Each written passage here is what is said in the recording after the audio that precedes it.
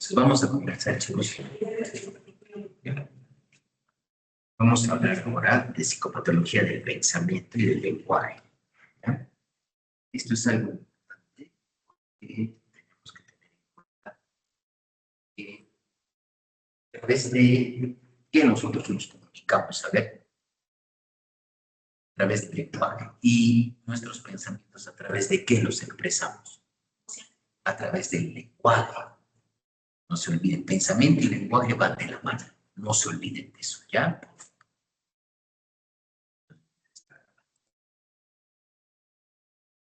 Entonces, lo que vamos a desarrollar, chicos, es pensamiento, los tipos de pensamiento, cómo se estructura el pensamiento, la clasificación de las alteraciones del pensamiento, uno de los modelos más útiles para poder identificar cómo se van estructurando las ideas, que es el modelo de asociaciones basado en Jaspers, las alteraciones formales del pensamiento, las alteraciones del juicio, la capacidad abstractiva, el pensamiento abstracto y concreto, los trastornos del control del pensamiento. Vamos a hablar de algunos síntomas de primer rango de Schneider. En la anterior clase vimos los ciertos síntomas de primer rango de Schneider respecto a las alucinaciones, ¿no es cierto? Y después vamos a hablar de alteraciones del contenido, delirios primarios o delirios, tipos de delirios primarios, el contenido de los delirios secundarios, las ideas obsesivas, las ideas sobrevaloradas, y vamos a hacer un cuadro resumen de las alteraciones del contenido del pensamiento para finalmente terminar con lo que es el lenguaje, los aspectos del lenguaje conversacional, la clasificación de las alteraciones del lenguaje, los trastornos de la articulación y los trastornos de la producción.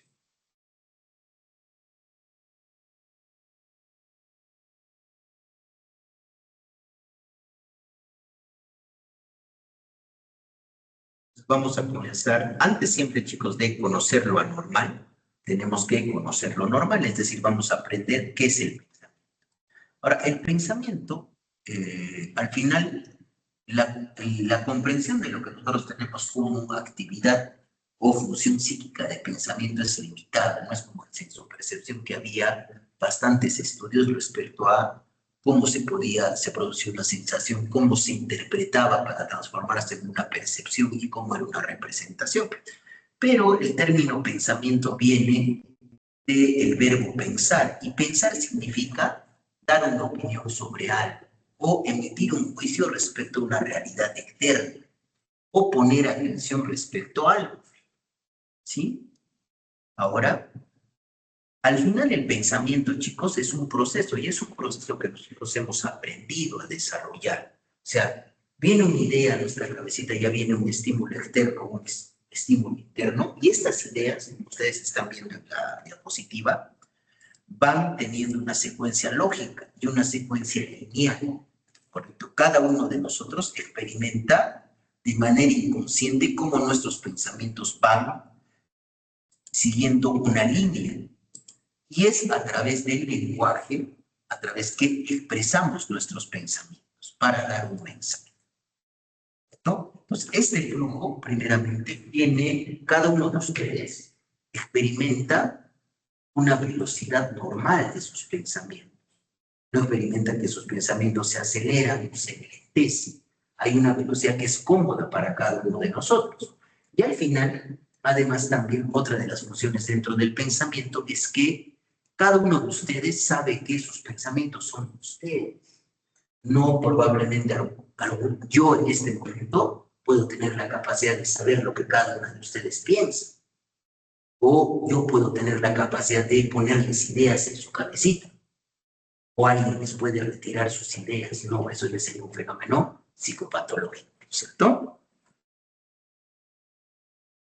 Entonces, vamos a definir pensamiento, ¿no? Primero tienen que recordar, chicas, que el pensamiento, chicos, es una función propia del ser humano. Un chimpancé no piensa, o probablemente piensa, pero no tiene la capacidad de poder transmitir los pensamientos a través del lenguaje, ¿sí? Y además, ¿qué nos permite el pensamiento? Formar conceptos, ¿qué más? nos permite resolver problemas en función de conceptos que ya tenemos previamente aprendidos. Y nos permite tomar decisiones, así como también emitir juicio. Juicios. Un juicio viene a ser una visión de la realidad externa, ¿correcto? Yo puedo decir, por ejemplo, que los perros tienen cola, ¿correcto? Y probablemente todos los perros tienen cola, ¿no es cierto? Por su evolución filogenética. Podría decir que los perros tienen 5 patas.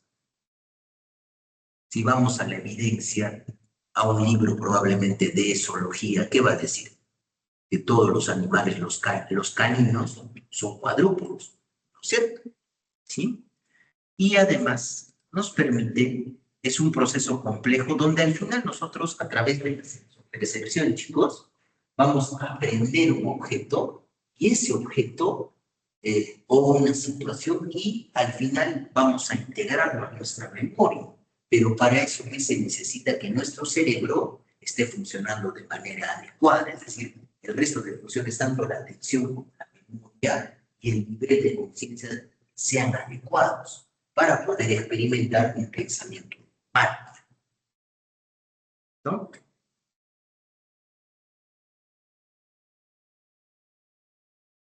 Ahora, hay 3 tipos de pensamiento y esto yo quiero que recuerden que cada uno de los tipos de pensamiento, chicos, tiene una correlación con el desarrollo. El primer tipo de pensamiento que vamos a desarrollar es el pensamiento fantástico no dirigido o pensamiento autístico, ¿correcto? Es la capacidad de desarrollar fantasías, pero de manera no dirigida, ¿correcto? No dirigida. Y esto es propio de quienes creen que sea propio. Quienes tienen la característica de pensar de manera no dirigida, sin voluntad, ¿no? En el neurodesarrollo.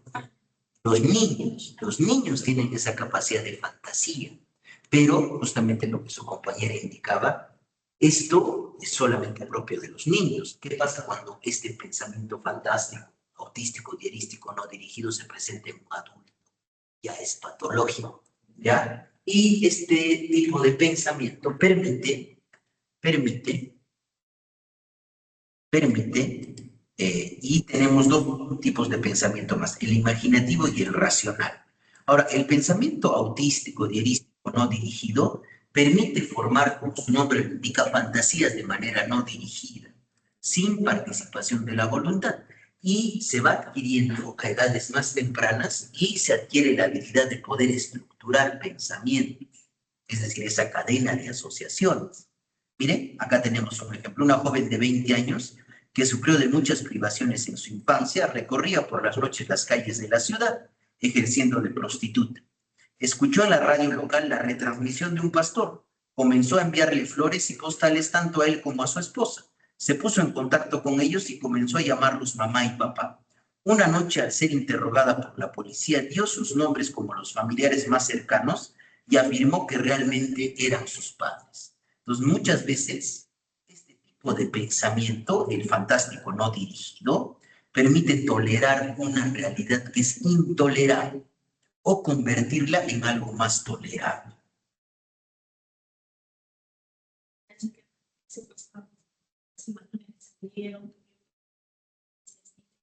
Eso es nuestro pensamiento claro, ¿ya? Y esto sucede mucho, como tú lo estás indicando, en el paciente esquizofrénico. En función, por eso se denomina pensamiento autístico. Y un paciente también con autismo, de manera no dirigida, empieza a crear fantasías, pero sin participación de la voluntad. Recuerden eso, ¿ya? Luego tenemos el pensamiento imaginativo, que es el pensamiento fantástico dirigido por la voluntad, ¿correcto? Es la función como si. Y este tipo de pensamiento, chicos, permite generar nuevos conocimientos en arte y en conocimiento científico.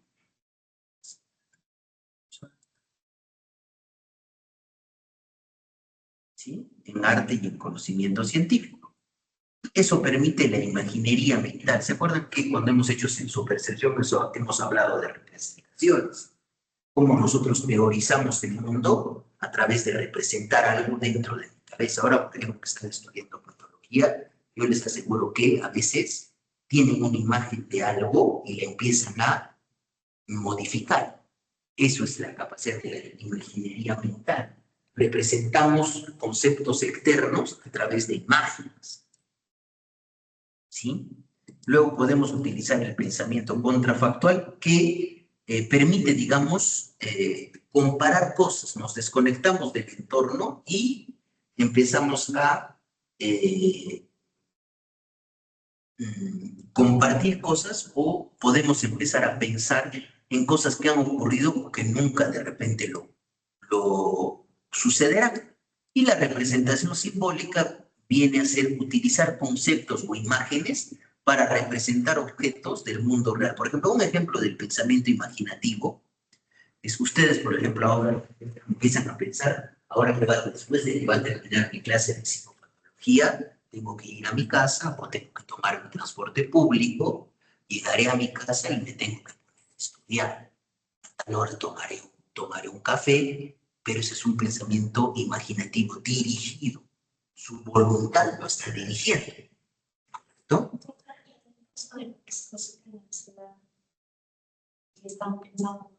Es que eso no va, estos son pensamientos normales.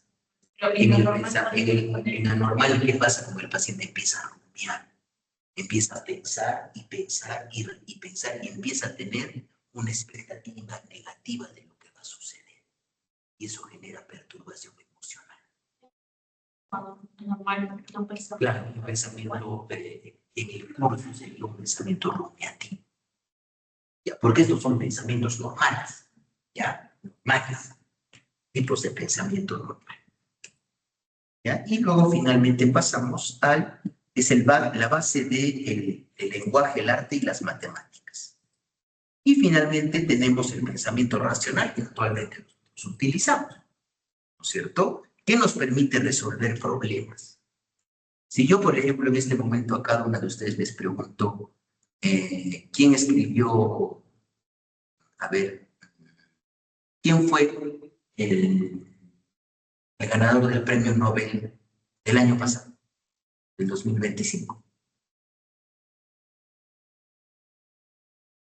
¿Quién ganó el premio Nobel? Luego regresamos a la pregunta, ¿cuál es el único cantante que ha ganado un premio Nobel de literatura? A ver. Bob Dylan, muy bien, ¿cierto? Eso es, ella está recurriendo a su memoria para dar una respuesta. Ese pensamiento racional o conceptual nos permite resolver problemas, ¿no? Y también nos permite el razonamiento. Son procesos cognitivos que los aplicamos para alcanzar un objetivo superando obstáculos. Entonces, el pensamiento racional nos permite obtener inferencias o deducciones a partir de conocimiento previo y extraer conclusiones. Para esto se utiliza analogía, inducción o deducción. Entonces, miren, por ejemplo, si ustedes pierden las llaves de un maletín cerrado, van a poder generalizar un conocimiento, ya que saben que cualquier herramienta afilada abre una cerradura. No me van a querer abrir la cerradura con un palo de madera, ¿no es cierto?, de escoba. Es imposible. ¿Sí? Luego, esto, por ejemplo, de analogía, y esto es, digamos, también generalización. Esto es deducción. Mi gato tiene 4 patas, por tanto, todos los gatos tienen 4 patas. Y, por ejemplo, también esto se puede valorar el pensamiento racional utilizando silogismos. Y al igual que un paciente, por ejemplo, que tiene un pensamiento desorganizado, pierde esa capacidad o empieza a tener más pensamiento fantástico, ¿no?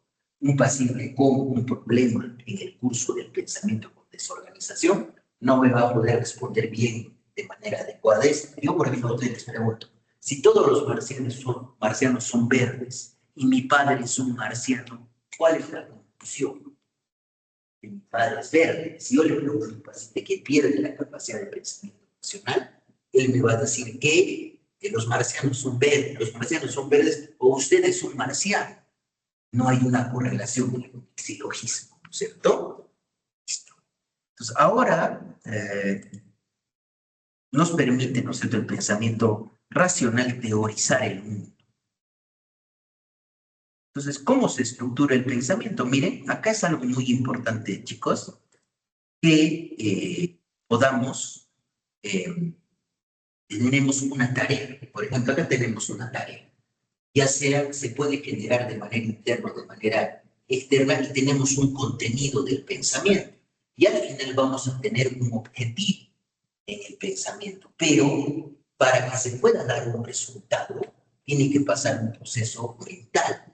Y ese proceso mental viene a ser la transformación y de manera específica recordar información, desarrollar un objetivo posterior y expresarlo a través del lenguaje. Entonces, al final, como yo les digo, las nociones o los conceptos que tenemos de pensamiento son bien rudimentarias aún, porque todo ese proceso que está en el triangulito rojo es bien difícil. Lo único que nosotros podemos identificar es que se forman los pensamientos, pero se expresan a través del lenguaje. Es todo esto es probablemente algo muy incierto para la neurociencia. Por eso hay modelos, y vamos a desarrollar el modelo de asociaciones de Jaspers. Y esto es de un libro de hace poco, miren chicos, es del 2025, que son características de los trastornos mentales y neurociencia clínica. ¿Sí? ¿Ya? Entonces, ¿qué alteraciones? Lo que yo quiero que entiendan es que se van a dar, chicos, dos tipos de alteraciones, tres tipos de alteraciones a nivel del pensamiento. Uno, cómo se estructuran las ideas. Como una idea sigue a otra, sigue a otra y sigue a otra. A eso denominamos alteraciones formales o del curso del pensamiento. Luego vamos a hablar de el contenido del pensamiento. En nuestro contenido del pensamiento están las ideas que tenemos. Pueden haber alteraciones en las ideas y luego también vamos a tener alteraciones en el control del pensamiento que les refería, ¿no es cierto? Cada uno de ustedes, todos nosotros que estamos en la clase, saben que mis pensamientos son propios, que no se funden con la realidad externa. Y ni tampoco hay una persona que venga y me retire mis pensamientos y me los traiga. O alguien que venga y me ponga ideas. O yo puedo ir de repente a la calle, estoy caminando, me subo al microbús y podría yo sentir que las demás personas saben lo que yo pienso. ¿Es algo normal eso? No. ¿No es cierto? Entonces recuerden que son alteraciones en la forma, cómo se estructuran las asociaciones y alteraciones en el contenido. Vamos a hablar qué alteraciones del contenido hay y alteraciones del control del pensamiento. ¿Ya? Entonces, las alteraciones en la forma o curso, un determinado contenido mental lleva a otra idea y se tiene una sensación subjetiva de una velocidad o flujo de pensamiento normal. Cada uno de nosotros sentimos eso. Entonces, estas asociaciones entre idea y idea pueden enlentecerse, hacerse más amplias, pueden acelerarse, hacerse más chiquitas, pueden arremolinarse o al momento de ir de asociación y asociación, se cae la asociación y se produce un bloqueo. Y eso se va a poder manifestar en qué? En el lenguaje del paciente. Si las alteraciones están muy lentas entre idea y idea, ¿qué creen que va a pasar con el lenguaje? Si yo, va a ser lento, ¿no es cierto? Si yo, por ejemplo, te pregunto, ¿qué es esto? Si tienes el pensamiento como de curso lentecido, te vas a demorar más de 2 segundos en responder. Si es acelerado, te voy a preguntar, ¿qué es esto? Inmediatamente me vas a decir, eso es un photocheck. Y después, como estás con el pensamiento acelerado y te distraes, va a empezar, además usted tiene un reloj, además usted tiene unos lentes, y van a empezar a sacar las asociaciones entre asociaciones. ¿Ya? Eso es lo que sucede. Además, vamos a tener alteraciones en el control del pensamiento. Acá vamos a hablar lo que les he dicho, los fenómenos de pasividad o delirios del control de pensamiento. Acá también se considera las obsesiones, pero vamos a hablar más que todo en el contenido. Y las alteraciones del contenido ideativo, nosotros tenemos un contenido que son ideas, que normalmente son ideas racionales o culturalmente compartidas, ¿cierto? Vamos a poder desarrollar ideas delirantes, ideas obsesivas y las ideas sobrevaloradas. Entonces, teniendo esta estructura, es más fácil que ustedes puedan estudiar las alteraciones a nivel del pensamiento. Cada una de estas va a tener características fenomenológicas distintivas, ¿no? Entonces, en el modelo de asociaciones basado en Jaspers, nos permite identificar que una o más asociaciones, y esto, miren chicos, es lo que Jaspers ha diseñado, ¿no? Esta es una teorización probablemente de todo. Pues miren, ¿qué pasa acá? Ese es el pensamiento. Entonces vamos a tener asociaciones, vamos a tener un pensamiento posible, el pensamiento actual, otro pensamiento posible y otro pensamiento posible. Todo esto es una constelación de pensamiento, pero van asociaciones y vamos a tener una tendencia determinada, que probablemente va a estar determinada por la atención que yo le presto a una determinada situación del entorno externo. Y al final, si ustedes se dan cuenta, este pensamiento va hacia acá, va hacia acá, va hacia la tendencia determinante y se produce el lenguaje. Esto es lo normal. Entonces, las asociaciones, como les digo, pueden enlentecerse, pueden acelerarse, pueden arremolinarse o de repente de idea se cae la asociación y se produce un bloqueo o una pausa intensa a nivel del lenguaje, ¿no? Miren, por ejemplo, este es el modelo. Yo pienso que estoy sentado en una habitación. Tenemos la primera constelación. Debo hablar con alguien, con alguno de ustedes. Siento frío. La silla no es confortable y llego a sentir que algo está goteando. Después sigue una tendencia determinante. Si siento frío, probablemente estoy desarrollando un resfrío. Puedo escuchar que está sonando algo respecto al techo. Entonces, esta tendencia determinante va a determinar que yo vaya, traigo un balde, he visto una gotera y pongo el balde para la gotera. Entonces, hay una tendencia determinante, si ustedes se dan cuenta. Eso es lo normal. Entonces, estos pensamientos pueden acelerarse o enlentecerse, arremolinarse o calmarse, caer abruptamente, incrementar el volumen del flujo o finalmente bloquearse. Entonces, este modelo de asociaciones de Jaspers nos va a permitir valorar las asociaciones en el lenguaje o discurso. ¿Correcto?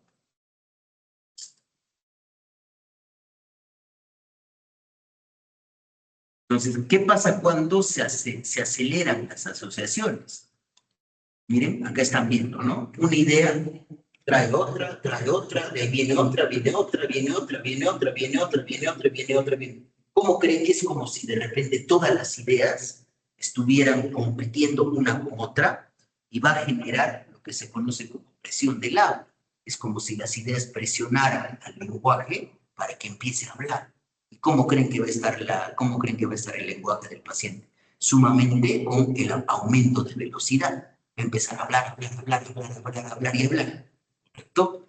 Una de las características dentro de eso, y eso les estoy poniendo en el examen, ¿ya? Que viene a ser la fuga de ideas. La fuga de ideas tiene que ver, chicos, con, miren esto, ¿no? Pensaba que me encontraba en casa. En la despensa hay una caja mágica. Catalina, pobre querida, ya sabes, Catalina la Grande. La parrilla, siempre estoy en lo alto de la chimenea. Quiero gritar de alegría, aleluya. Dense cuenta, acá termina la casa, despensa, caja, mágica, mágica, Catalina. Sí, entonces, en la fuga de ideas hay aceleración del pensamiento. Dos, hay un pensamiento saltígrado. Pasa de una idea a otra idea. Aparte de haber pensamiento saltígrado, hay distraibilidad.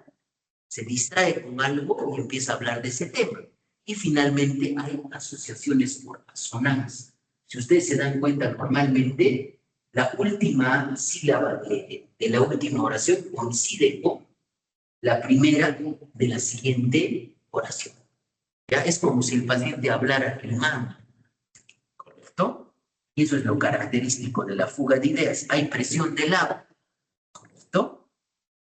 Dos, hay un pensamiento saltígrado por la propia distraibilidad. Y finalmente hay asociaciones por asonancia. Eso yo les estoy poniendo en el examen, para que me identifiquen que esto es una fuga de ideas.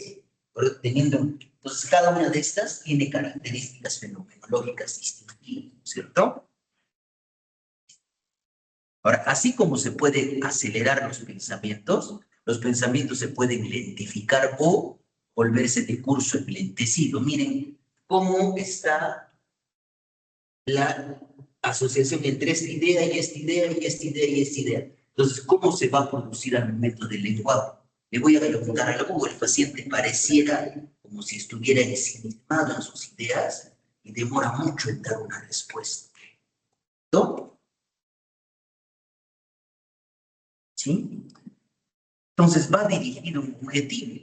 Entonces las asociaciones son tan lentas que al paciente le cuesta tomar decisiones y además centrar su concentración. Miren, contemplé la posibilidad de arrojar el ferry que atravesaba el canal. Llegamos a Nápoles y mis amigos estaban preocupados por mi estado, pero se sentían impotentes para ayudar. Mientras el resto se sentaba en la mesa, yo me revolcaba en el polvo lamentable.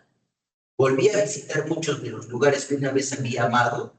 Ninguno de ellos me abocaba en un atisbo de interés. Miraba lánguidamente sin comprender los cuadros del museo, con terribles pensamientos aún corriendo por mi mente, sin poder seguirlos y responder muy lentamente a la pregunta, ¿qué hora es? Subjetivamente se siente que las asociaciones están muy enlentecidas. Y eso se va a verificar en el lenguaje. ¿Ya? Identificación de letras. Así como pueden acelerarse o pueden enlentecerse, miren, las asociaciones se pueden arremolinar. ¿Cómo creen que estaría el lenguaje de este paciente? Miren, viene una idea, va otra, va otra, va otra, va otra, va otra, va otra, va otra, va otra, va otra, va otra. Pues, ¿qué creen que va a pasar acá?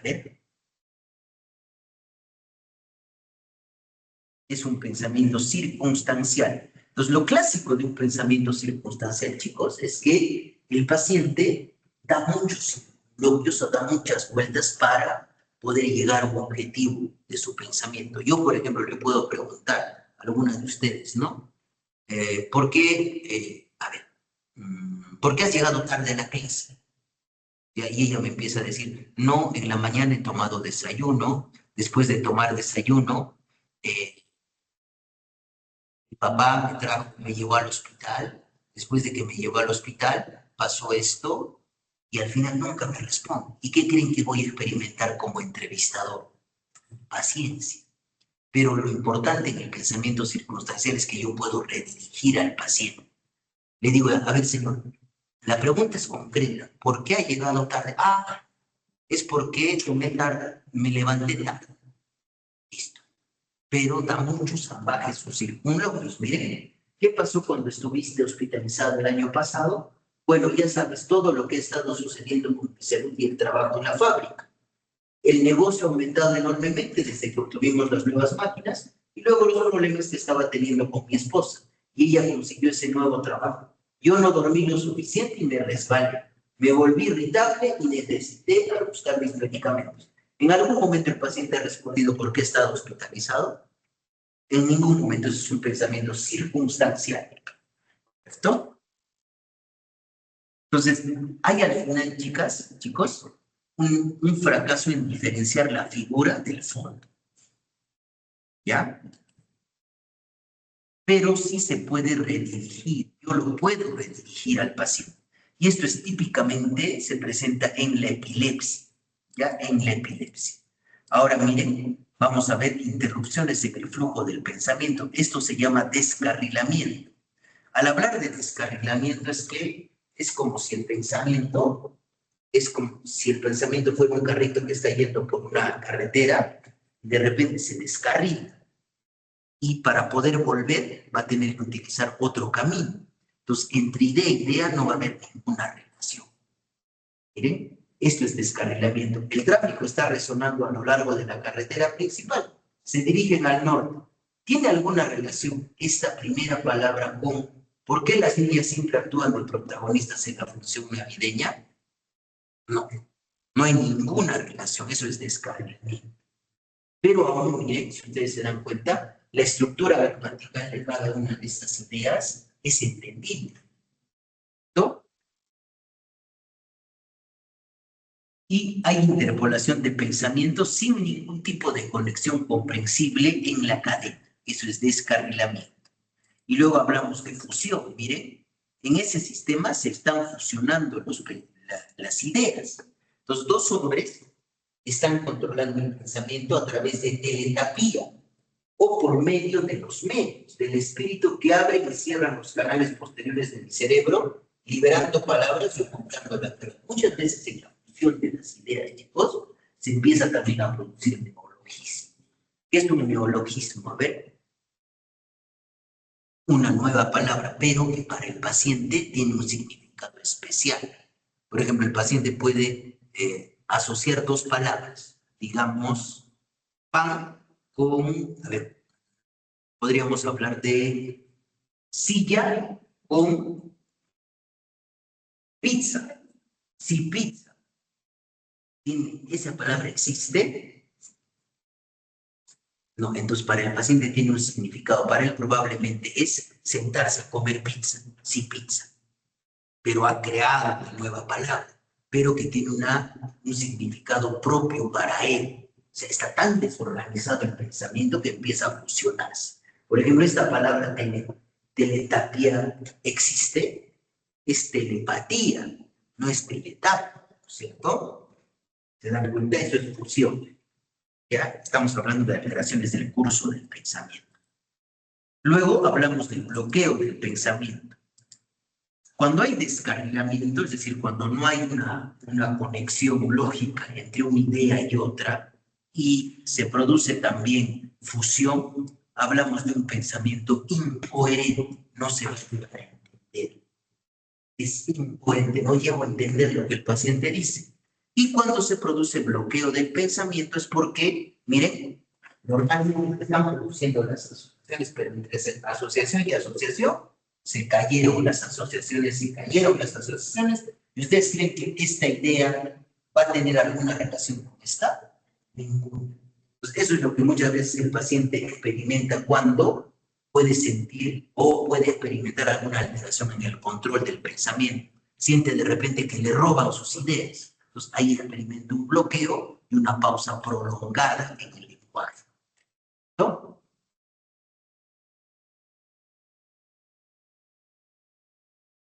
Mi pensamiento se detuvo porque las ideas fueron extraídas de repente de mi cabeza. Entonces la cadena del pensamiento cae de un modo inesperado o involuntario, o se interrumpe o cesa. Un paciente al momento de conversar con el examinador dice, estaba en la sala de espera, demora 6 segundos y luego dice, no tengo la mente clara, es como si mis ideas abandonaran mi cabeza y no encuentro qué decir. ¿Sí? Y cambios en el flujo del pensamiento. Estos son términos a veces un poquito antiguos en psicopatología. Un paciente, por ejemplo, puede sentir, eso se llama pensamiento tumultuoso, que es un tumulto, es un grupo de personas, ¿cierto? Bien concentradas. O sea, el paciente a veces siente que sus pensamientos pueden estar ubicados, por ejemplo, en su apófisis mastoides, bien concentrados, que le cuesta seguirlos. Eso es pensamiento tumultuoso, ¿ya? Y acá tenemos justamente un ejemplo. Siento que mis pensamientos están concentrados en la parte posterior de mi cabeza. Son múltiples pensamientos que siento que hasta me persiguen y no los puedo seguir. Entonces, hay tanta cantidad de asociaciones, pensamientos tan desorganizados que el paciente no puede explicarlos y siente que están fuera de su propio control. Luego, esto es también un ejemplo de pensamiento perseverativo. Por ejemplo, yo le puedo preguntar a su compañera, ¿cómo te llamas? Alison. Ya después le pregunto, ¿dónde te encuentras? Ella me dice, Alison.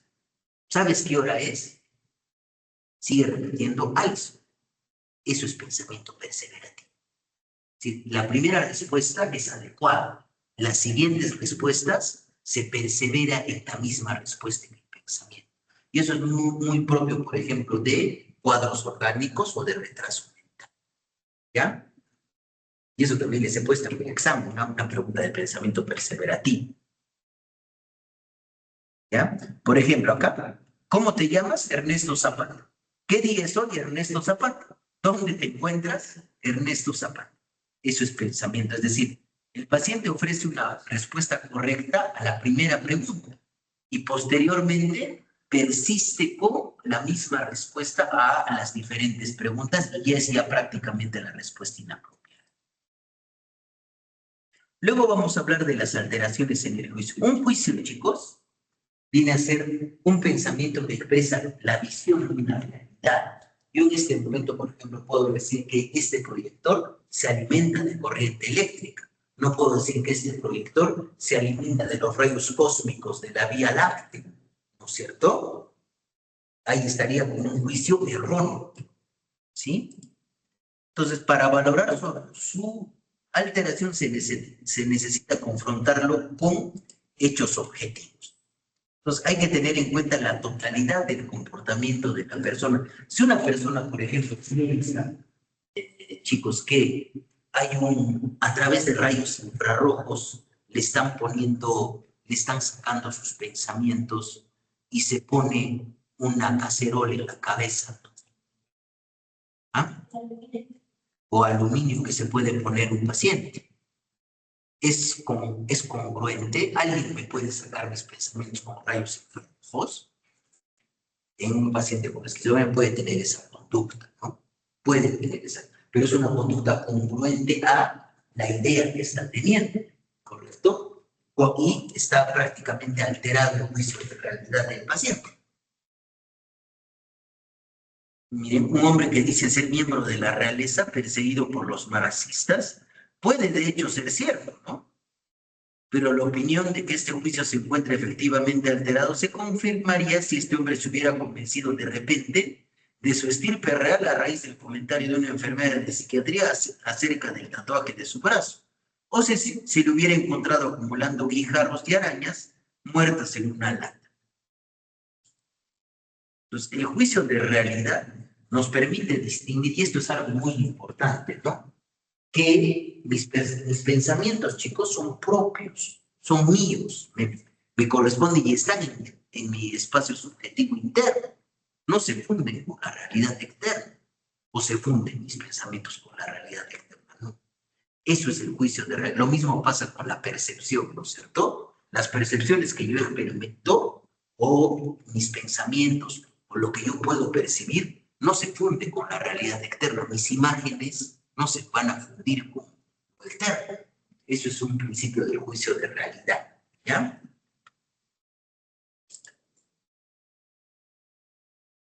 Y acá hablamos también de la capacidad abstractiva. La capacidad abstractiva, chicos, se permite o se puede evaluar preguntándole al paciente sobre aforismos o refranes, analogías también, ¿ya? Y normalmente, si yo, por ejemplo, a ustedes les pregunto en este momento, a ver, un refrán, a ver, les pregunto, ¿cuál es tu nombre? A ver, Carolina, ¿qué significa en tierra de ciegos el tuerto es rey? Ciegos, el tuerto es rey. ¿Cómo lo interpretas? No te pongas nerviosa. Un ejemplo.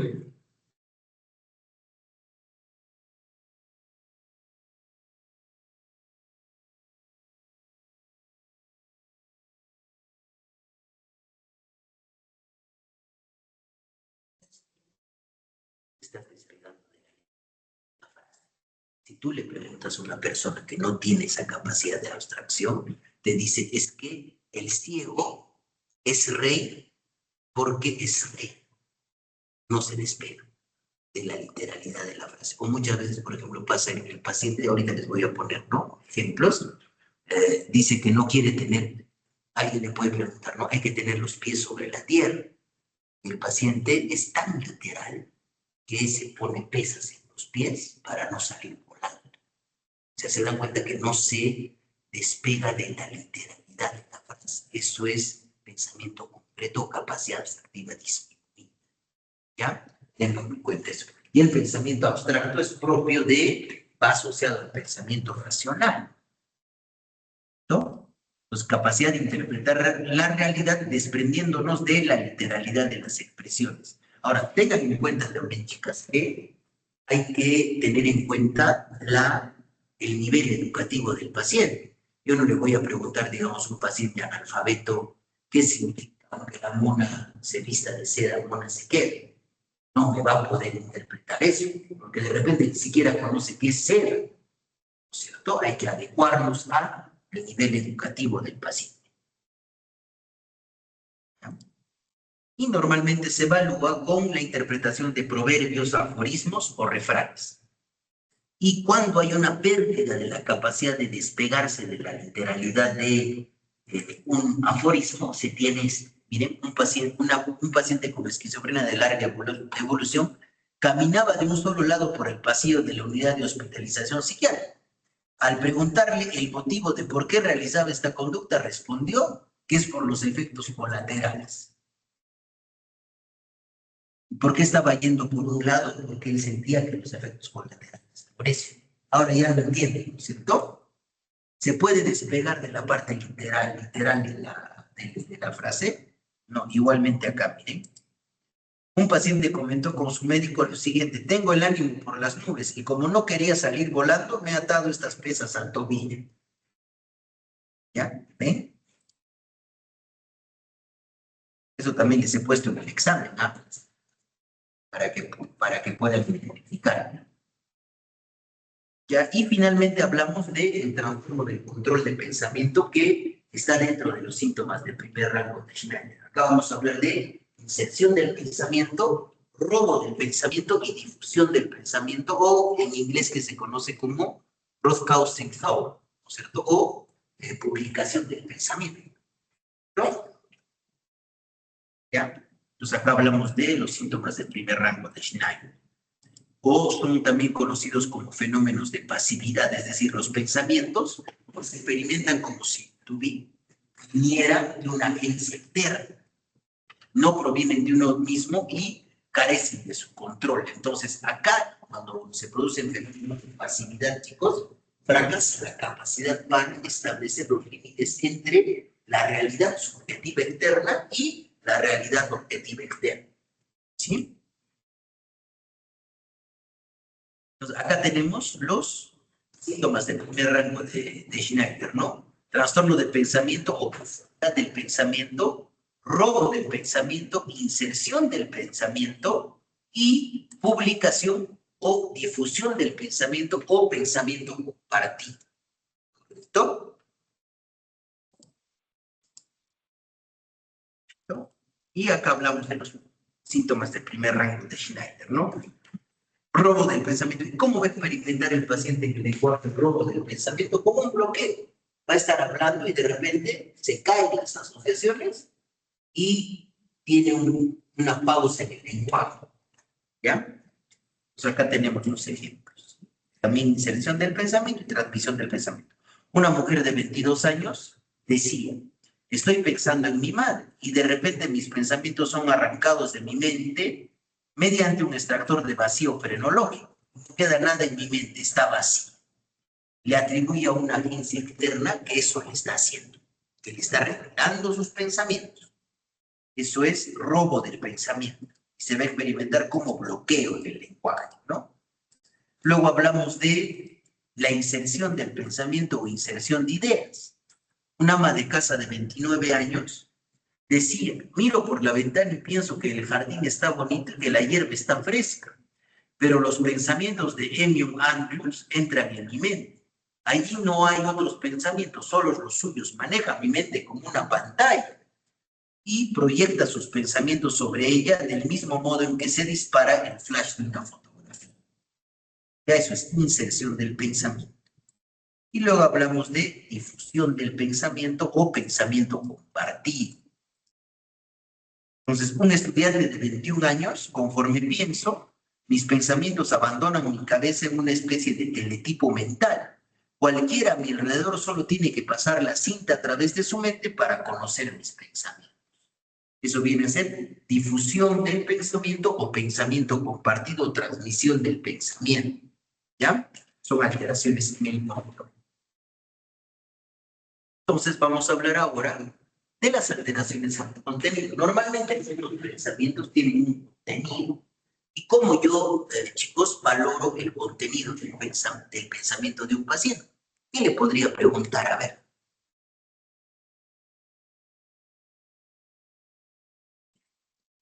No. ¿Saben cómo yo valoro el contenido del pensamiento del paciente? Le digo, a ver, si yo le pudiera cumplir 3 deseos, ¿qué pediría usted? De esa manera se evalúa el contenido del pensamiento. ¿Ya? Pues vamos a tener alteraciones en el contenido donde no va a haber ideas racionales o lógicas. ¿No? Entonces, las ideas o pensamientos tienen un contenido, es decir, de lo que se trata. Este contenido es plausible, es decir, es posible. Y además depende de la realidad externa y se puede someter a verificación. Entonces, las creencias, vamos a tener dos tipos de creencias, las creencias normales y las creencias anormales. Las creencias normales vienen del conocimiento del mundo externo y se comparten de manera, digamos, con el contenido cultural de una determinada sociedad. ¿No? Y las creencias anormales, vamos a hablar de delirios, que pueden ser primarios, que son incomprensibles, no voy a poder llegar a comprender por qué ese paciente cree eso. Delirios secundarios que son comprensibles o hay otra función psíquica que puede explicar que se esté produciendo ese delirio. ¿No? Y vamos a hablar también de las obsesiones y finalmente las ideas sobrevaloradas. Acá les traigo la imagen. Este es un cuadrito que está en el Museo de Berlín, donde hay pacientes que tienen delirios. Y acá que dice, Fulls House, ¿no es cierto? Y miren, cada una de las personas tiene una actitud respecto al delirio. Miren, por ejemplo, este paciente, si tuviera un caso para algo, ¿cierto? Hay otra persona que va a tener ciertas características. Acá esta persona le está dando un ramillete de flores a otra persona. ¿Ah? Se cree real. Entonces hay una concordancia entre la actitud y la conducta del paciente con su delirio. Si alguien se cree Napoleón, ¿cómo cree que se va a vestir? Como Napoleón, ¿cierto? Es la congruencia con la actitud del delirio. ¿Ya? Entonces vamos a hablar de los delirios. ¿Qué es un delirio, no? Esto yo quiero que recuerden. El delirio aparece, chicos, como un espécimen exótico del jardín de las creencias. Ustedes tienen, por ejemplo, un jardín de margaritas, y ahí aparece, por ejemplo, un príncipe negro. ¿Saben qué es un príncipe negro? ¿Cierto? ¿No conocen nada? ¿Qué es un príncipe negro? A ver, busquen ahí. ¿Qué es un príncipe negro? Una flor bien especial. ¿Ya? Entonces, Jasper habla de y define fenomenológicamente los delirios. Si ya han visto que es un príncipe negro, ¿Mm? Una rosa, ¿cierto? Triunfs marga y es un espécimen exótico. Así es un delirio. Jasper dice que los delirios primeramente son juicios falsos, no son verificables. Dos, el paciente los sostiene con una convicción extraordinaria. El paciente puede decir, por ejemplo, que es la reencarnación del Mesías o es el nuevo Mesías. Yo le muestro una Biblia y le digo, Jesús ha fallecido en tal fecha, lo han crucificado y de ahí se iba al cielo. No, eso es mentira, agarra la Biblia, la rompe, esto no sirve. Yo soy el nuevo Mesías, dice. ¿Se dan cuenta? Hay una convicción extraordinaria y probablemente es impermeable a la contraargumentación. Hay una certeza subjetiva incomparable y yo, a pesar de que yo le puedo mostrar contraargumentos irrefutables, no cambia el paciente la idea. Y finalmente su contenido es imposible. Lo que les decía, es posible que alguien pueda controlar mis pensamientos a través de rayos infrarrojos. Es posible que alguien probablemente, pueda saber mis pensamientos. ¿Es posible eso? No es posible. Es posible, por ejemplo, que una persona pueda ser el mejor contador. Es un contador, ¿no? Puede ser el mejor contador del mundo y va a tener una reunión con Donald Trump acá, en este contexto. Es poco probable, ¿no es cierto? ¿Ya? Pues al final es incomprensible. No se sabe por qué ese paciente está empezando a creer eso. Eso es un delirio, ¿ya? Entonces, ahora algo muy importante, yo quiero que recuerden esto, y esto yo evalúo en el examen, ¿no? Es un delirio primario y es un delirio secundario. Lo primario, siempre recuerden cuando hemos hecho fenomenología, lo primario es lo incomprensible, lo que no puedo llegar a entender por el método empático. Yo podré llegar a entender por qué esta persona cree que es el nuevo Mesías. No, podré llegar a entender por qué de repente esta persona piensa que los alienígenas le han insertado un chip en el cerebro y a través de ese chip le roban sus pensamientos a gentes de la KGB. Podré llegar a entender por qué tiene eso. Entonces, el contenido poco nos importa, chicos, pero lo que nos importa es la forma, es decir, que es un delito. ¿Ya? Entonces, la diferenciación entre lo primario y lo secundario se restringe a la comprensibilidad. El delirio primario no sucede en respuesta a otra forma psicopatológica, es decir, es incomprensible. Pero un paciente que, yo les voy a decir, ¿no? Un paciente de repente que esté intoxicado por LSD, ¿saben qué es el LSD? ¿No es cierto? La dietilamina del ácido lisérgico, que genera bastantes alteraciones sensoperceptivas. Un paciente que esté intoxicado por LSD puede decir que de repente Dios le está mandando mensajes. ¿Ya? Eso sería un delirio primario o secundario. Secundario. ¿Cuál es la causa de que piense eso? La sustancia. Lo mismo pasa con un paciente con el estado de ánimo muy exacerbado o eufórico, que está dentro de una manía. Está tan contento que contamina el estado de ánimo, el pensamiento, y puede pensar, por ejemplo, que es el mejor corredor de autos del mundo. Está maníaco, agarra su carro, va y se choca y se muere. ¿No es cierto? ¿No se dan cuenta? Eso es lo primario de lo secundario. ¿Y cómo lo identifico? A través de la comprensibilidad. Y el delirio secundario es comprensible. Es decir, hay una alteración afectiva dominante o está en relación con el contenido cultural. Ahora, delirio primario o delirio a secas es lo mismo. Delirio secundario o idea deliroide es lo mismo. Ahora también se habla de idea delirante primaria, idea delirante secundaria, pero objetos de evaluación. Lo ideal es tener delirio a secas, es delirio primario, y idea deliroide es delirio secundario, para que no se equivoquen, ¿ya? Entonces, ustedes, ¿cuál es el objetivo? Ponerles un caso clínico y que me identifiquen por la fenomenología de la descripción. ¿Esto es primario o esto es secundario? ¿No es cierto? Ese es el objetivo, ¿ya?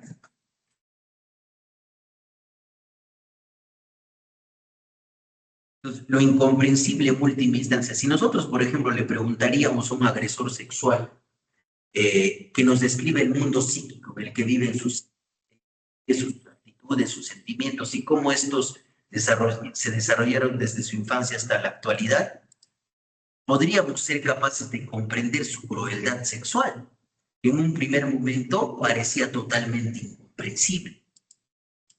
Pero este comportamiento al final se va a volver significativo en el contexto de un abuso sexual cometido por su padrastro y sobrevive en una dura subcultura urbana llena de violencia, humillación y frustración. Entonces, es comprensible y va a tener conexiones significativas con la parte de su entorno, de su contexto y de su biografía. ¿Se dan cuenta? En cambio, ahora vamos a ver lo incomprensible. Pues cuando le preguntamos a una mujer de mediana edad, ¿por qué cree que los hombres abren con llave la puerta de su departamento, que la anestesian y que abusan sexualmente de ella? Nos encontraríamos frente a una experiencia que en última instancia no es comprensible. ¿Podré llegar a comprender eso?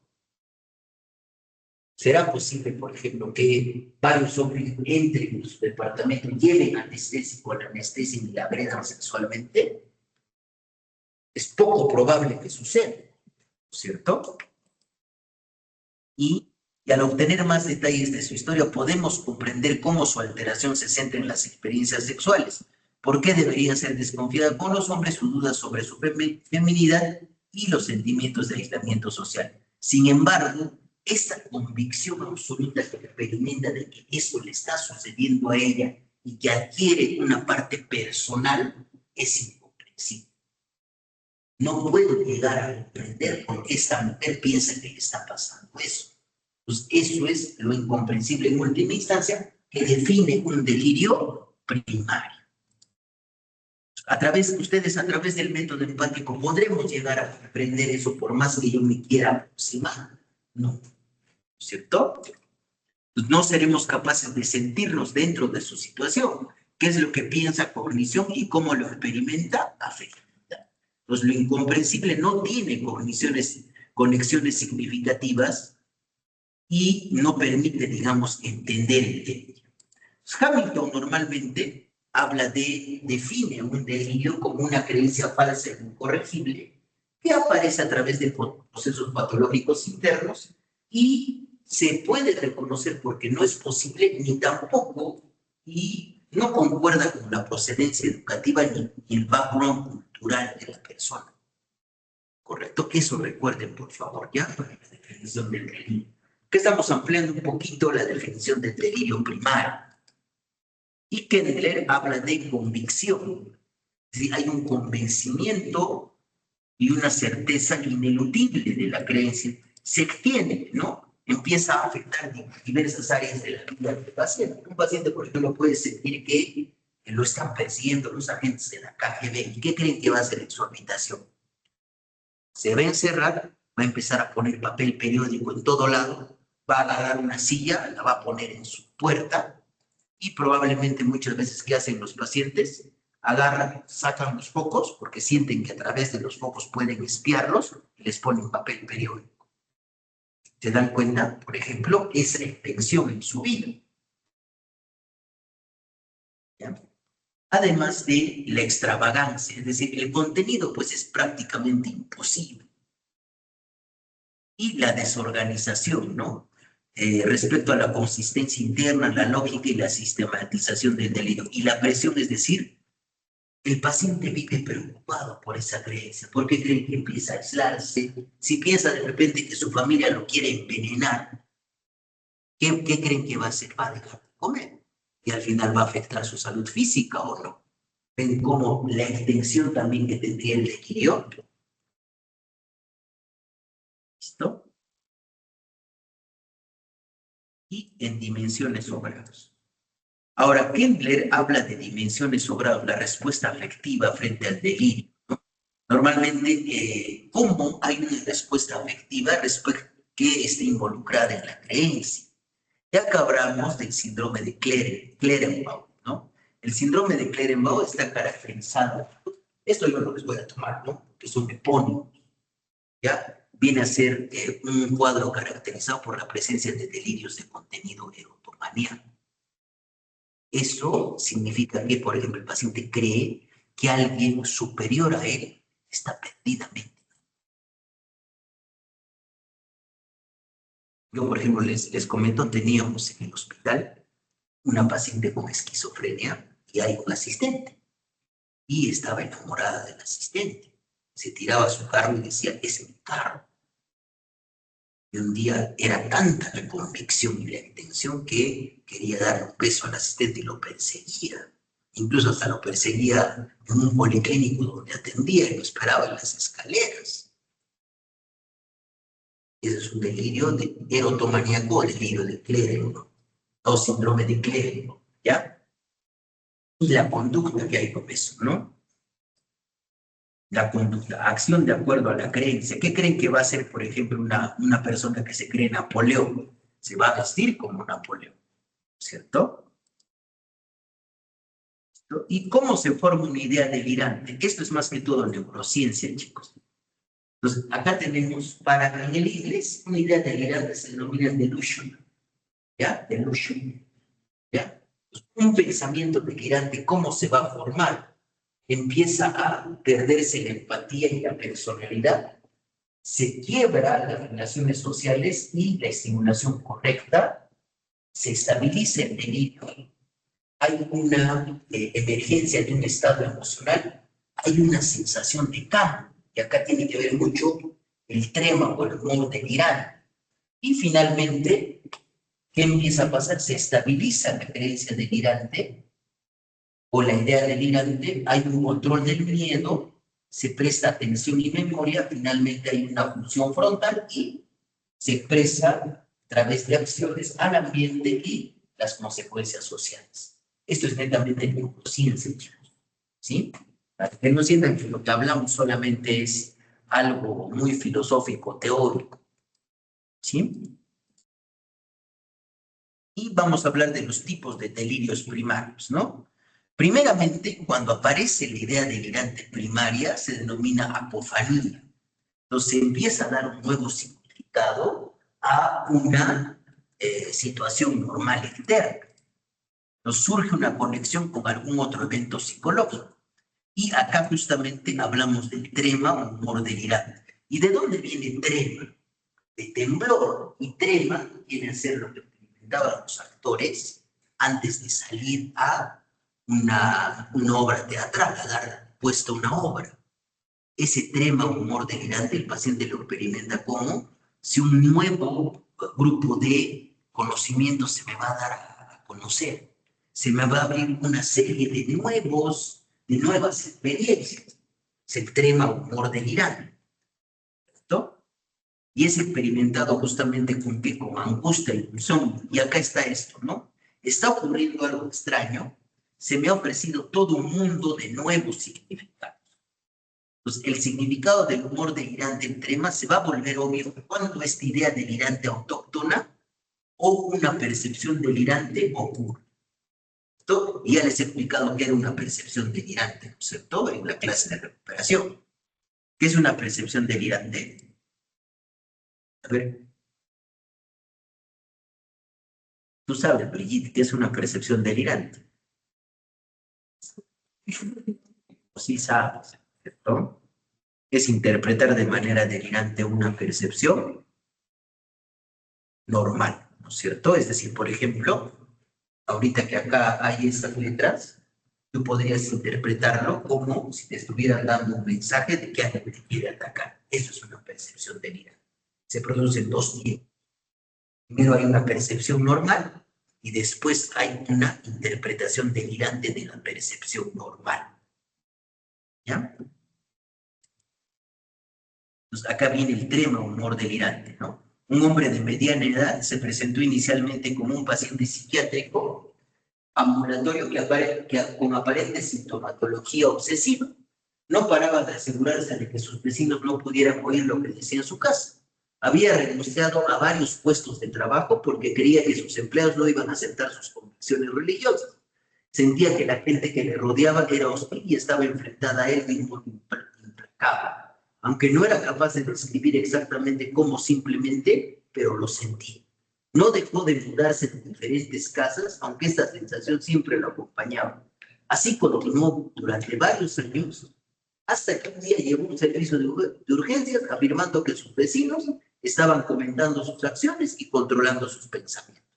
Ven cómo se va desarrollando el tema y al final se cristaliza la idea delirante, ¿no? Ya sea a través del delirio autóctono o a través de la percepción delirante.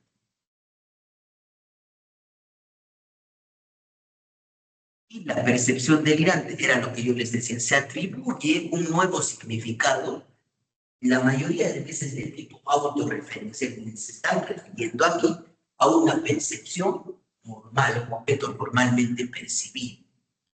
Este nuevo significado no puede llegarse a entender que surja del estado afectivo del paciente o de sus actitudes previas. Un paciente dice que es de ascendencia real porque recuerda que la cuchara que usaba de niño tenía un apodo. Sí, es una percepción delirante, al igual que esto, miren. Entonces se da un significado anómalo más una percepción real. No hay una causa comprensible, ni racional ni emocional. Acá, por ejemplo, tenemos diferentes percepciones delirantes. A ver, ¿quién de ustedes, chicas, puede leer? Camila, ¿no? Carolina. Un paciente creía que su mente estaba bloqueada por un dispositivo electrónico. Afirmaba que esto había comenzado cuando 5 años atrás había escuchado un extraño ruido a modo de chasquido. Pues, ¿cómo está interpretando de manera delirante el chasquido del teléfono? A ver, ese ejemplo más, Carolina, por favor. La mujer decía, cada noche se me inyecta sangre fuera de mis brazos. Cuando se le preguntó qué pruebas tenía de ello, explicó que tenía en sus brazos unas pequeñas manchas marrones y por tanto sabía que me habían pinchado dicha inyección. El entrevistador miró las manchas de sus brazos, se renovó la camisa y le mostró manchas de idéntico aspecto en su propio brazo. Dijo que habían estado en su brazo desde que era. Recibían el nombre de pecas. La mujer estaba de acuerdo porque ambos grupos de manchas parecían similares, excepto la explicación acerca de las decía que sus propias pecas demostraban que alguien le es lo mismo, ¿no es cierto? Y es lo mismo, por ejemplo, que lo que le decía a Brigitte, que yo veo, por ejemplo, mutación cambio, ya leo mutación cambio, pero yo empiezo a interpretar que esto que dice acá mutación me está dando un mensaje nuevo. Eso se llama percepción delirante. Y en el examen también les estoy poniendo un ejemplo de percepción delirante. Si asisten a las clases, chicos, se sacan 20 en el examen. Y ahora, el delirio autóctono es aquel delirio incomprensible que es como si hubiera caído del cielo. No llegamos a entender por qué el paciente delirio autóctono con intuición delirante, por qué el paciente está identificando eso. Aparece un delirio completamente formado en la mente del paciente. Fenomenológicamente, el entrevistador no va a llegar a comprender por qué ese paciente cree en ese delirio. Aparece en una única etapa y la mayoría de veces son autorreferenciales y de importancia trascendental para el paciente.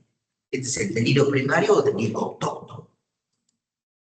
Y finalmente, vamos a hablar, así como también hay percepciones delirantes, también va a haber recuerdos delirantes. Siguiendo, digamos, lo que les he explicado respecto a la percepción delirante, ¿qué sería un recuerdo delirante? A ver.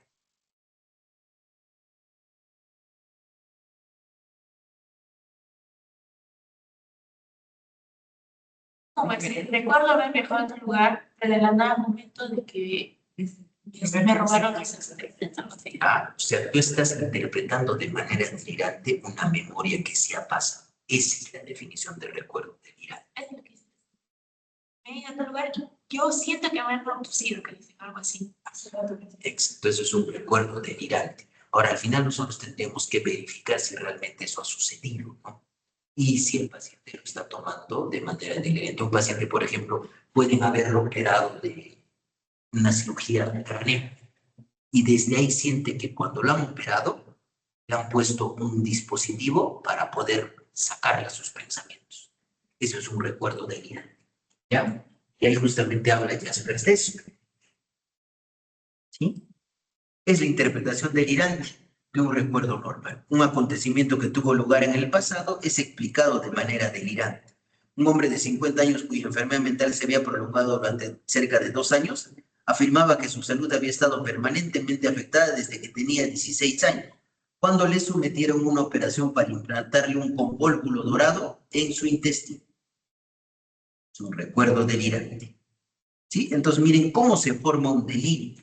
Primeramente viene, chicos, el temple o el humor delirante. Está apareciendo, se me está dando a conocer un nuevo mundo de significados.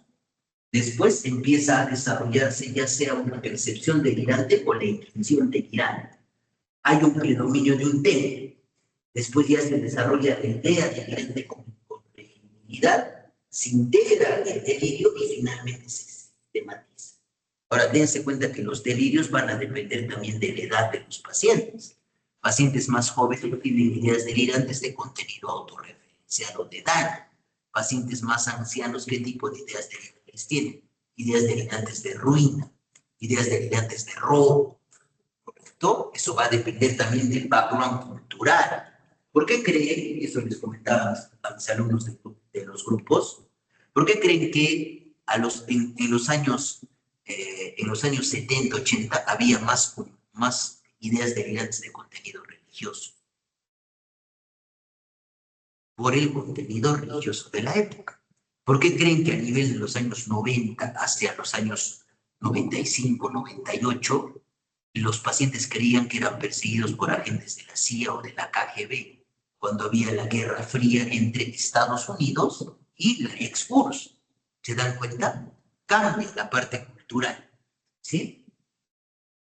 Cambia la parte cultural.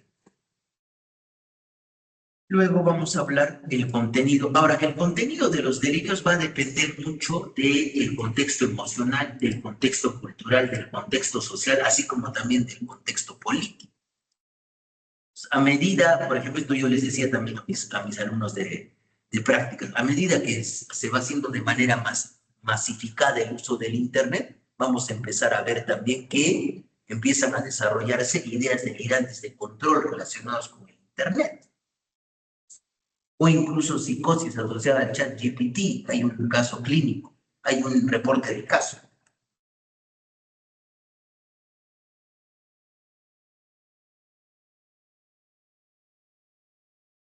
Ahora, lo más frecuente son los delirios de persecución o los delirios autorreferenciales.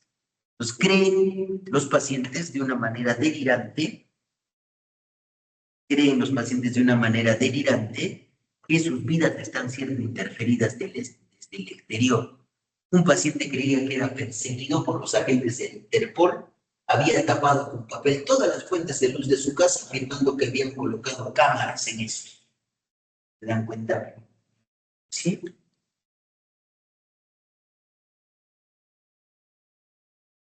Pueden haber también delirios de infidelidad. O sea, el contenido, si ustedes se dan cuenta, puede ser diverso. ¿Qué es lo que a nosotros nos importa? Diferenciar una idea delirante primaria de una secundaria. Es una idea sobrevalorada y una idea obsesiva.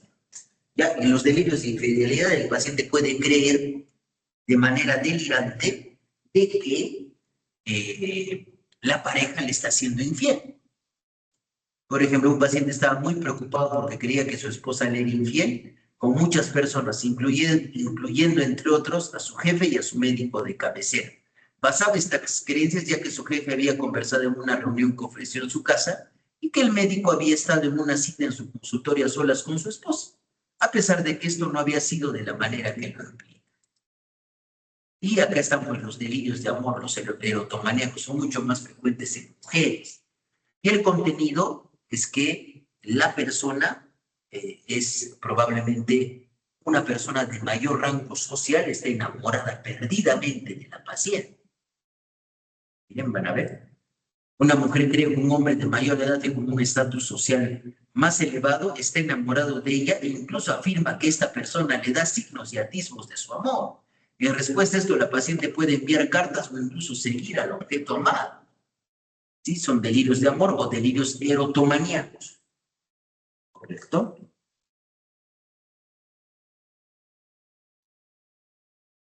Ahora, los delirios de grandeza, ¿qué tienen que ver, no? El delirio de grandeza puede ser idea delirante primaria o idea delirante secundaria. Un delirio de grandeza, por ejemplo, es que la persona es el hijo de Hitler. También se llaman delirios, digamos, de alcurnia. Yo soy, digamos, pariente o yo soy hijo de Isabel I, puedo decirlo, ¿cierto?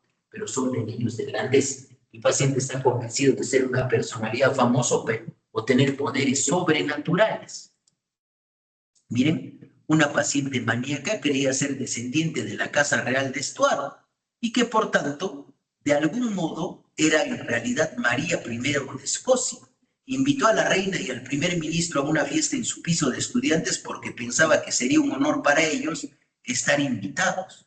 Lo justo es que sean invitados. O los delirios místicos religiosos. El paciente está convencido de que es un empresario valioso o se puede convertir en un objeto alienígena. ¿Sí? Un paciente quería ser un emisario enviado por Dios al departamento de salud de su localidad y que mediante la oración podía aparecer pan y vino en el consultorio del médico.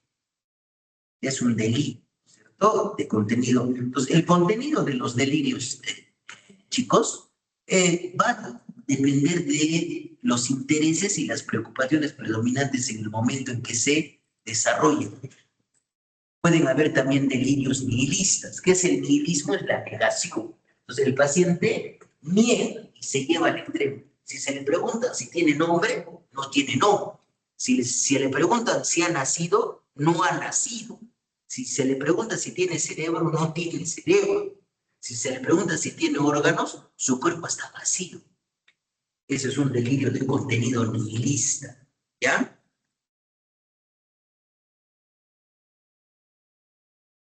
Y acá les digo, si se le pregunta su nombre, su edad, no tiene nombre. ¿Dónde nacieron? No habían nacido. ¿Quiénes eran sus padres? No tenían padres. ¿Tienen dolor de cabeza o de abdomen o cualquier otra parte del cuerpo? No tiene cabeza ni abdomen o incluso no tienen ni cuerpo.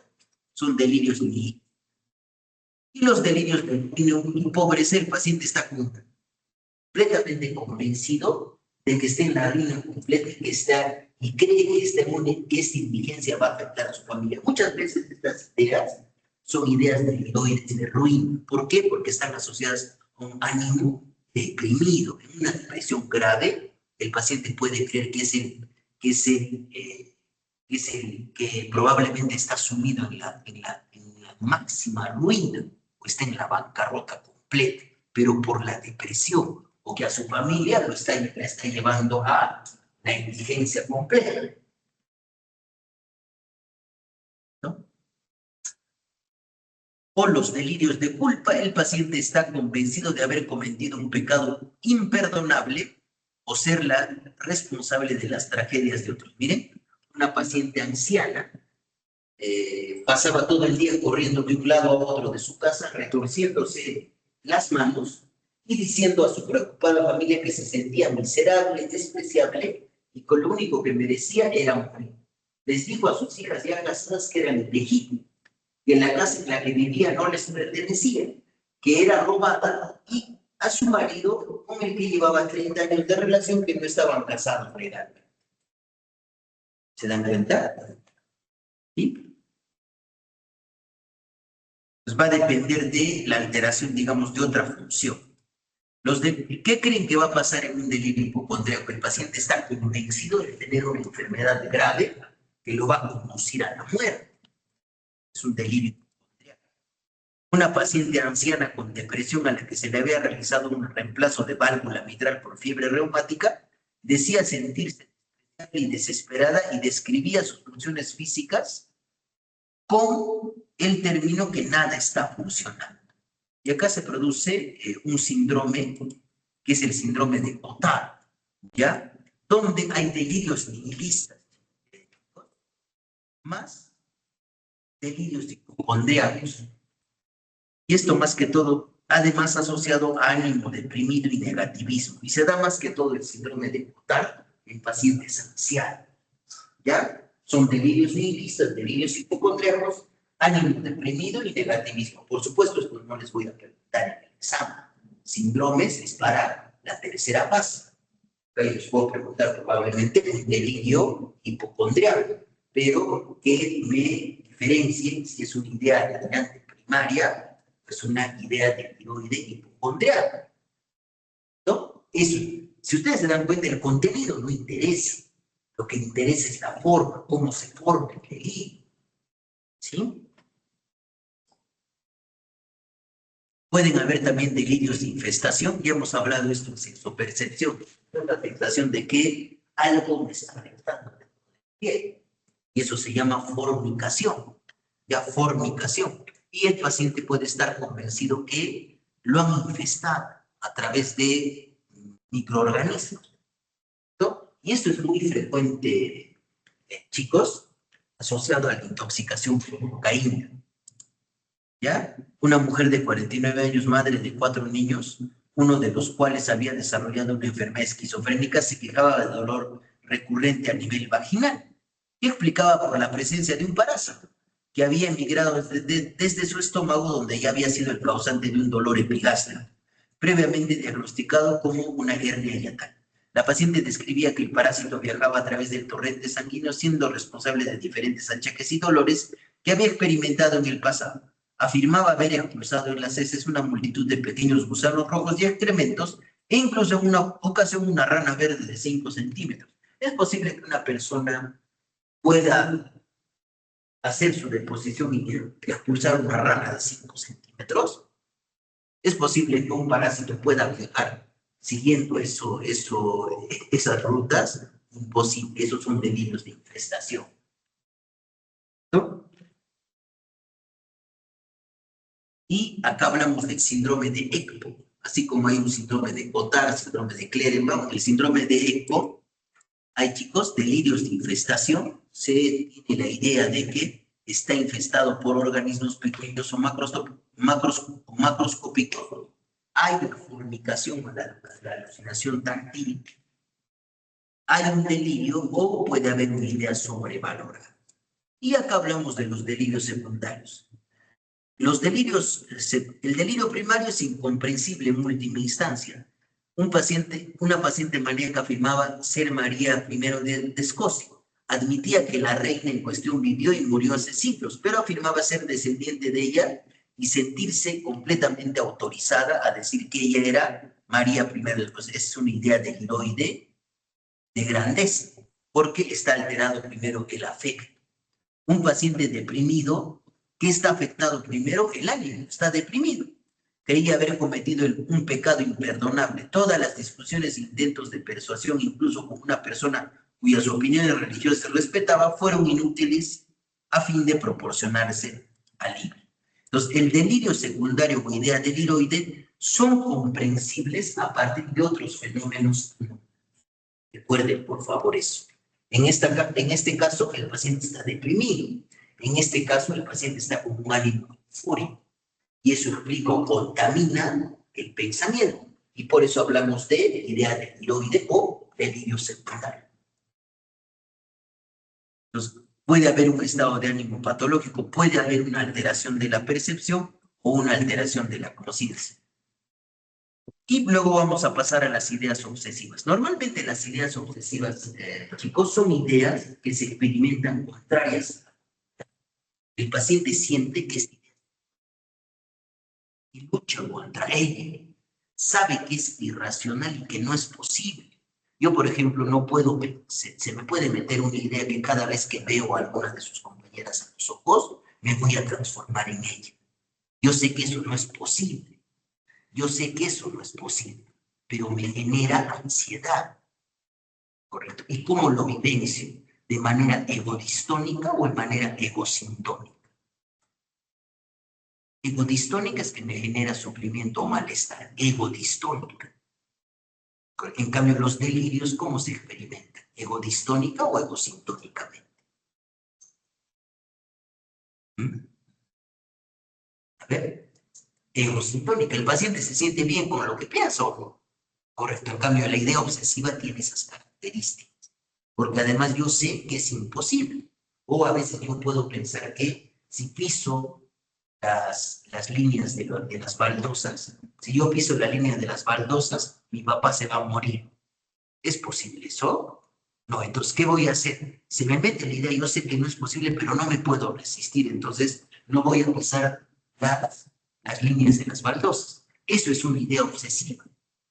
Y se experimenta de manera egodistónica en contra de la voluntad del paciente y el paciente lucha contra esa idea. ¿No?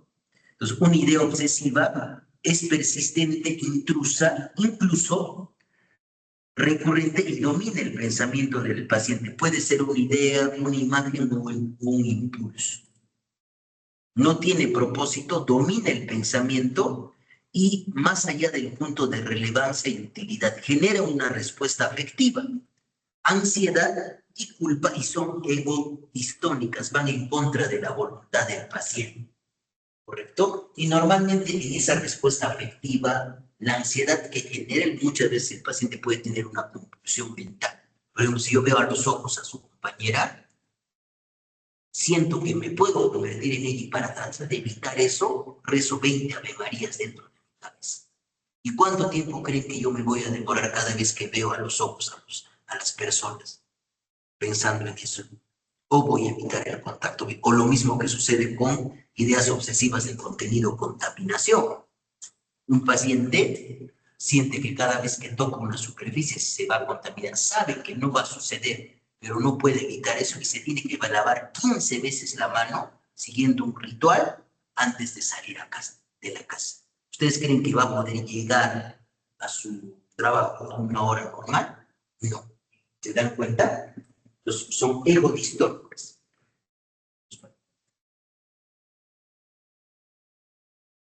Y el contenido de las obsesiones puede variar, puede ser de contenido sexual, religioso, simetría, miedo a hacer daño a otros. Pero hay pacientes que tienen ideas obsesivas de contenido simetría. En su habitación toda la ropa tiene que estar ordenada de color y tiene que estar doblada de una determinada manera. Cuando alguien le mueve eso, vuelve a hacerlo. ¿No? O de repente ordena sus lapiceros con colores y según tamaño. Y cuando no está bien ordenado, vuelve a hacerlo. ¿Cuánto tiempo creen que va a perder el paciente haciendo eso? Ya son ideas obsesivas de contenido simétrico, ¿no? Y las obsesiones y compulsiones, ¿yo? A ver, ¿a quién le vamos a hacer leer? A ver, Paula, el primero. Un hombre de 40 años de edad comenta a su médico que a menudo llega tarde al trabajo porque tiene problemas para despertarse temprano. Él atribuye este problema al hecho de que durante la noche se levanta varias veces de la cama para revisar los seguros de las puertas y ver que las hornillas de la estufa están apagadas. Además, el problema se exacerba por su necesidad de contar todos los semáforos a lo largo de su camino al trabajo. Si sospecha que se le ha pasado alguno, se pone muy ansioso y debe regresar y contarlos todos de nuevo. ¿Qué te llama la atención, Paola, del paciente? ¿Qué es lo que cuenta cada rato? Los semáforos, cada semáforo tiene que contarlo y también tiene que estar seguro de las puertas que las elijan. A ver, el segundo caso, ¿no? Invalid. Es Noelia. Ya ver, lee. Es llevado al médico por su madre por conductas extrañas. Informa que su hijo a menudo llega tarde a la escuela porque pasa más de una hora de lucha todas las mañanas.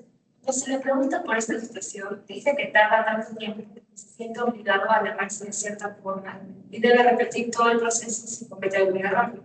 Él sabe que esta conducta es ridícula y que hace que llegue tarde a la escuela y a otras actividades, pero parece no poder dejar de hacerlo. ¿Cuál es la idea obsesiva? La idea obsesiva de contenido, contaminación. ¿Cuál es la compulsión? Lavarse las manos. Las compulsiones las vamos a desarrollar cuando hagamos psicomotricidad. ¿Ya? Porque la compulsión puede ser mental o puede ser motora. Mental, por ejemplo, puede ser repetir 5 veces en mi cabeza, Padre nuestro, Padre nuestro, Padre nuestro, Padre nuestro. Esa es una compulsión mental.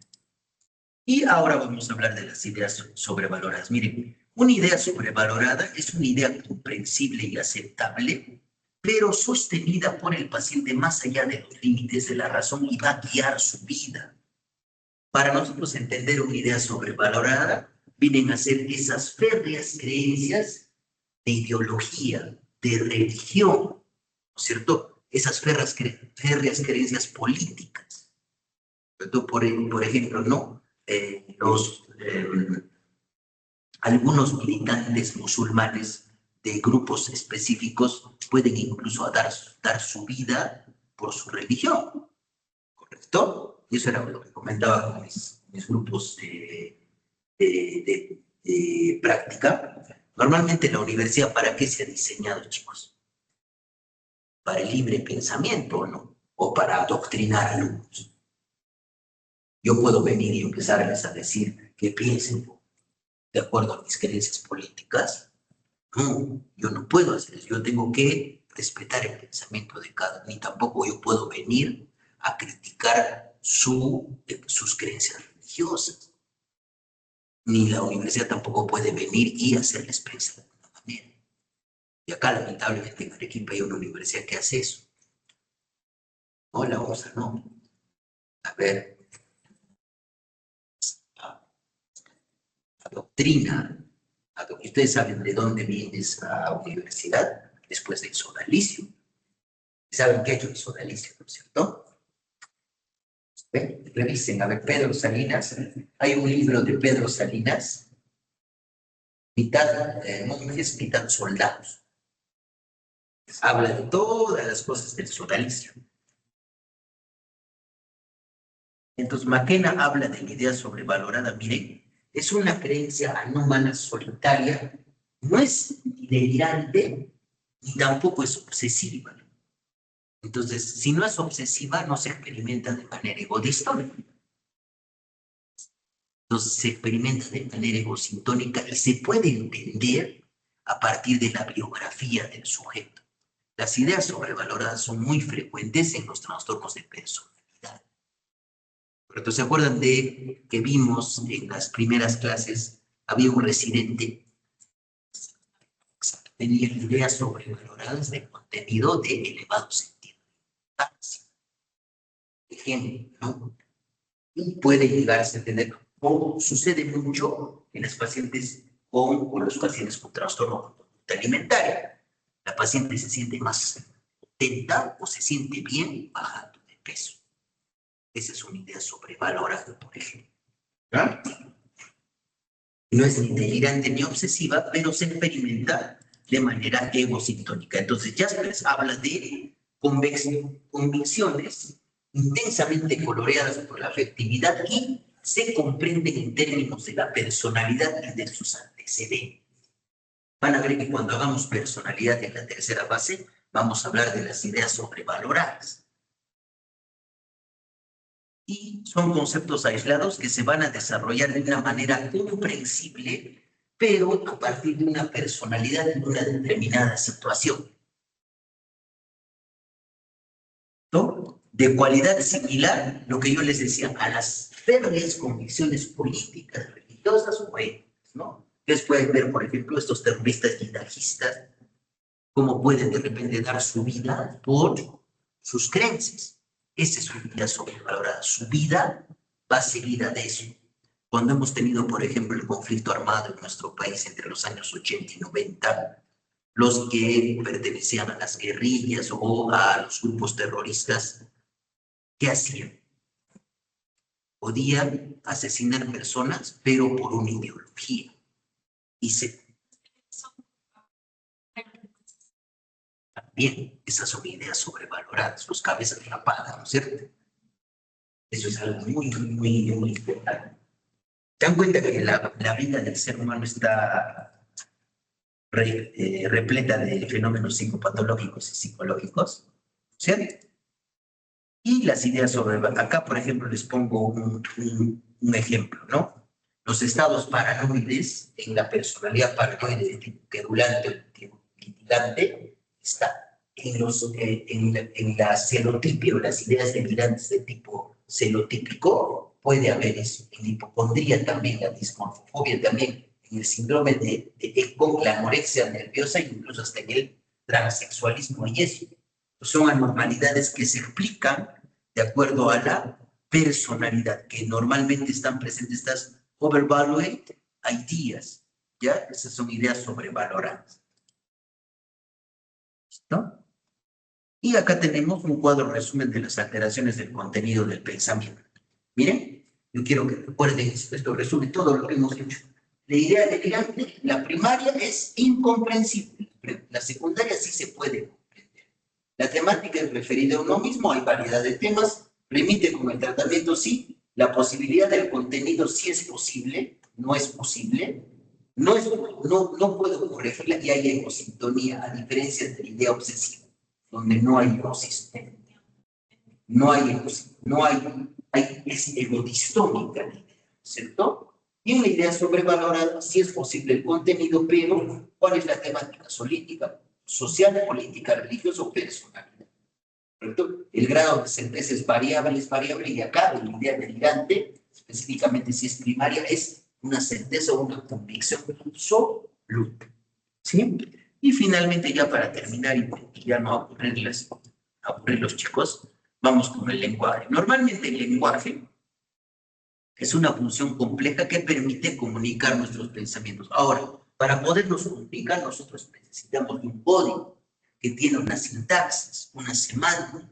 Nosotros sabemos que cada una de las oraciones en nuestro idioma, en el castellano, tiene un sujeto, tiene un verbo, tiene un predicado, hay conectores lógicos. Y en el lenguaje se puede valorar 4 cosas, recuerden, con las cualidades del lenguaje: velocidad, volumen, latencia de respuesta y calidad general.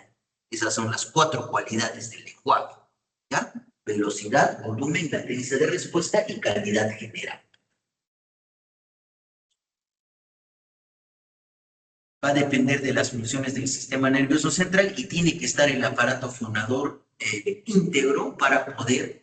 ¿Qué pasa, por ejemplo, si yo tengo una afonía o una disfonía o una parálisis de cuerdas vocales? ¿Podré expresar mi lenguaje? Imposible. O si tengo un problema del sistema nervioso central,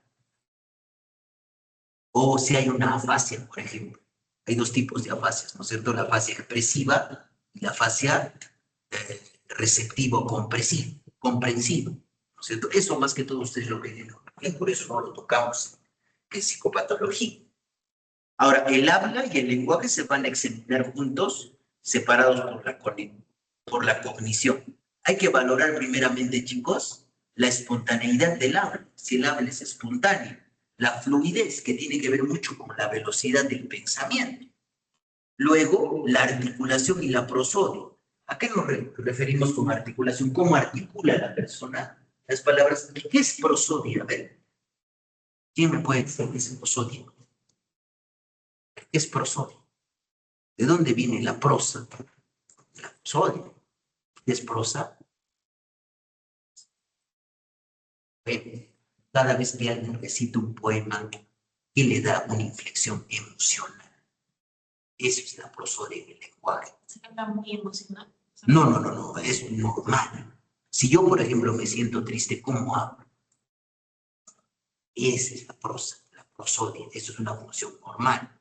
Pero, ¿qué pasa, por ejemplo, cuando un paciente pierde la capacidad de prosodia y tiene un habla monótono? Eso sucede en el Parkinson, por ejemplo.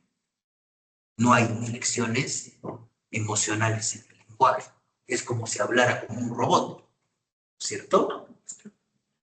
¿Ya? La comprensión auditiva y la capacidad de repetir palabras, frases, sintaxis y gramática. Ahora, la espontaneidad, ¿cómo se valora? No solamente es una respuesta a una pregunta, el lenguaje es espontáneo.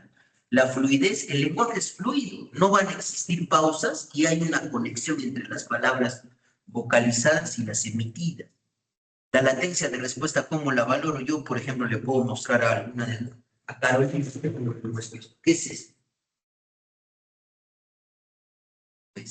No me vas a decir, por ejemplo, que es un lapicero, ¿no es cierto? ¿Ves? ¿En cuánto tiempo has respondido? En menos de 2 segundos.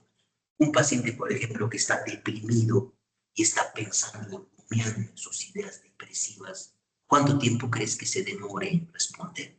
Más de 2 segundos. Esa es la latencia de respuesta, ¿no? Luego, tenemos el tema mutuo, se comparte el mensaje, puede haber perseveración y la comprensión, ¿no? Con la retroalimentación se evalúa. Y la calidad general, normalmente nosotros para podernos comunicar utilizamos reglas sintácticas y gramaticales de nuestro lenguaje. Yo no digo primero el predicado y después digo el verbo, o no utilizo conectores lógicos. Si yo empiezo a decir calidad, utilización, sintácticas, gramaticales, ¿se entiende algo de lo que digo? Eliminando los conectores, no. ¿Cierto? Esa es la calidad general. Y la conducta asociada. Todos tenemos asociado a nuestro lenguaje una mímica facial y un lenguaje o lenguaje no verbal.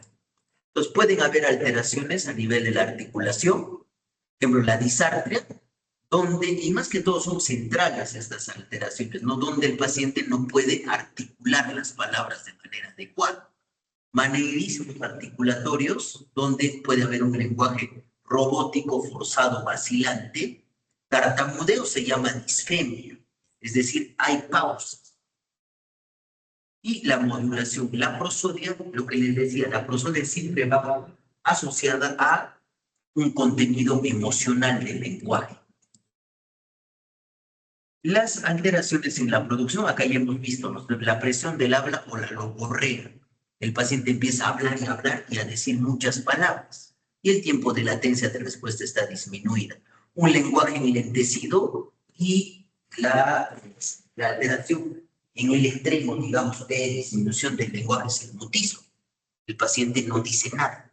Está despierto, me mira, le pregunto, pero no me responde. Todo eso es mutismo. Trastornos en la producción del lenguaje. Luego, puede haber afonía, donde hay incapacidad para vocalizar, o disfonía, donde hay una dificultad para vocalizar. El lenguaje estereotipado es cuando se utiliza frases de manera repetitiva y automática, como si no existiera control en la producción de la obra. Berbigeración, chicos, es repetición de frases, cada vez más rápida y al final de la oración. Miren, doctor, ¿cuándo puedo salir del hospital? ¿Cuándo puedo irme? Vete, vete, vete, vete. Ya, eso es berbigeración. Palilaria es repetir una determinada palabra. El lenguaje estereotipado, la logoclonía, se repite la última sílaba de la palabra. Acá hay un ejemplo, ¿no? No quiero ir al hospital, tal, tal, tal, tal. Y más que todos estos trastornos en la producción del lenguaje, chicos, se producen cuadros orgánicos, igual el pensamiento perseverativo. Persevera el paciente y más está asociado a una enfermedad mental, más que a un trastorno. Entonces, en el lenguaje perseverativo se puede repetir frases y oraciones que van más allá del punto de la conversación.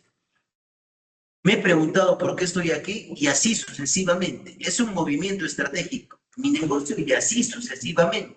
Yo estaba trabajando en la ciudad con el servicio de comida y así fue llegando, fue como llegué involucrado y así sucesivamente.